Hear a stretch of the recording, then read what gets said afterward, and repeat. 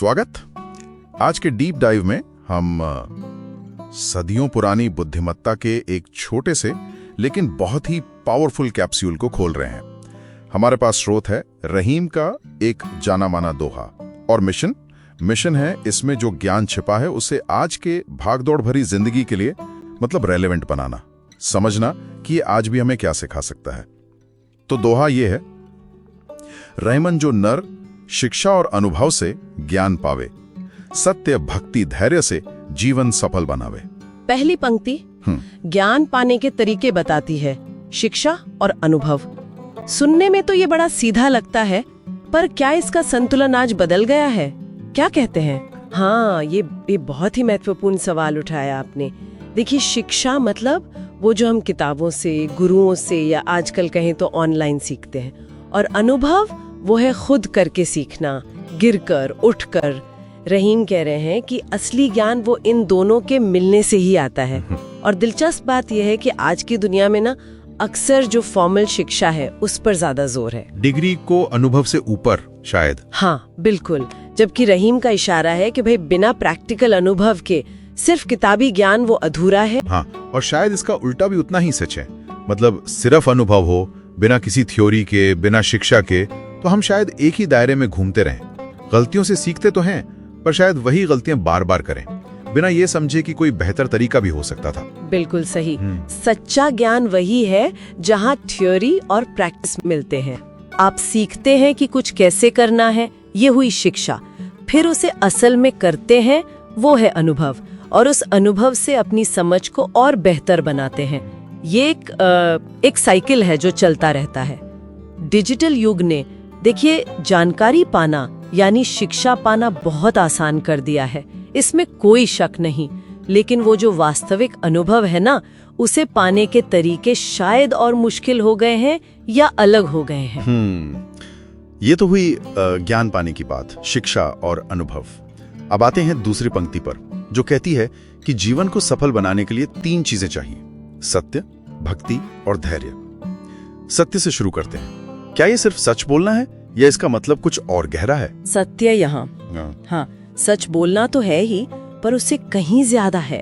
इसका मतलब है इंटेग्रिटी, सत्यनिष्ठा, अपने उसूलों पर टिके रहना, ऑथेंटिसिटी जिसे कहते हैं। आज के दौर में सोचिए, जहाँ इमेज बनाना, इमेज मैनेजमेंट इतना जरूरी हो गया है, वहाँ अपने असली रूप, अपने मूल्यों के प्रति सत्य रखना वो एक चैलेंज भी है और शायद सफलता की कुंजी भी।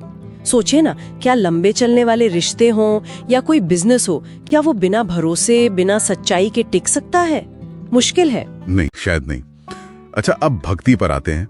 ये शब्द सुनते ही ना अक्सर मन में वो धार्मिक वाली भावना आती है, पूजा पाठ। क्या रहीम का मतलब वही था या इसका कोई और ज्यादा यूनिवर्सल मतलब है?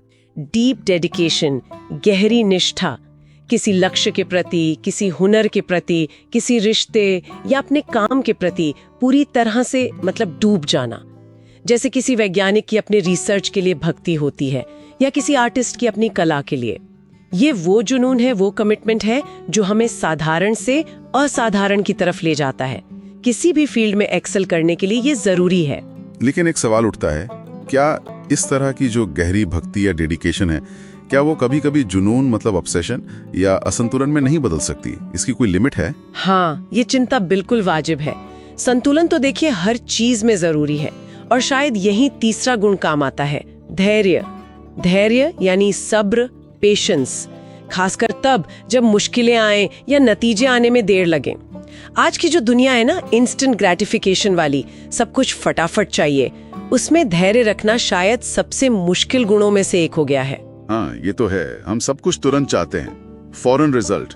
लेकिन जो बड़ी सफलताएं होती हैं, चाहे वो करियर में हो या पर्सनल लाइफ में, वो अक्सर समय लेती हैं, उनमें उतार चढ़ाव आते हैं। बिना धैर्य के तो शायद हम पहली मुश्किल आती ही हार मान लें। निश्चित रूप से धैर्य ही हमें टिके रहने की ताकत देता है। तो देखिए, ये तीनों गुण, सत्य यानी इंटेग्रिटी, भक्ति यानी डेडिकेशन और धैर्य यानी पेशेंस, ये मिलकर एक तरह का फ्रेमवर्क बनाते हैं। ये सिर्फ नैतिक गुण नहीं है, ये जीवन में सार्थकता और टिकाऊ सफलता पाने के बड़े प्रैक्टिकल तरीके हैं। ज्ञान जो शिक्षा और अनुभव से मिला, वो हमें काबिलियत देता है, लेकिन ये गुण उस काबिलियत को सही दिशा देते हैं, स्थायित्व देते हैं। तो मतलब सार ये निकलता है कि ज्ञान पाना तो पहला कदम है, जरूरी है, लेकिन उसे सत्य, भक्ति और धैर्य के साथ जीवन में अमल में लाना वही असली सफलता की ओर ले जाता है।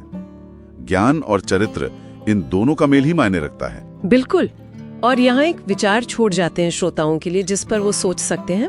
रहीम ने देखिए ज्ञान प्राप्ति, शिक्षा, अनुभव और सफलता के गुण सत्य, भक्ति, धैर्य को दो अलग अलग पंक्तियों में रखा है। पर क्या ये वाकई इतने अलग हैं? क्या ऐसा हो सकता है कि सत्य, भक्ति और धैर्य का अभ्यास करते हुए सीखना, मतलब सीखते समय ही इन मूल्यों को जीना, क्या ये हमारे हासिल किए हुए ज्ञान की प्रकृति को ही बदल देता है? क्या ये गुण सीखने की प्रक्रिया को ही ज्यादा गहरा, ज्यादा सार्थक नहीं बना देते? सोचने वाली बात है।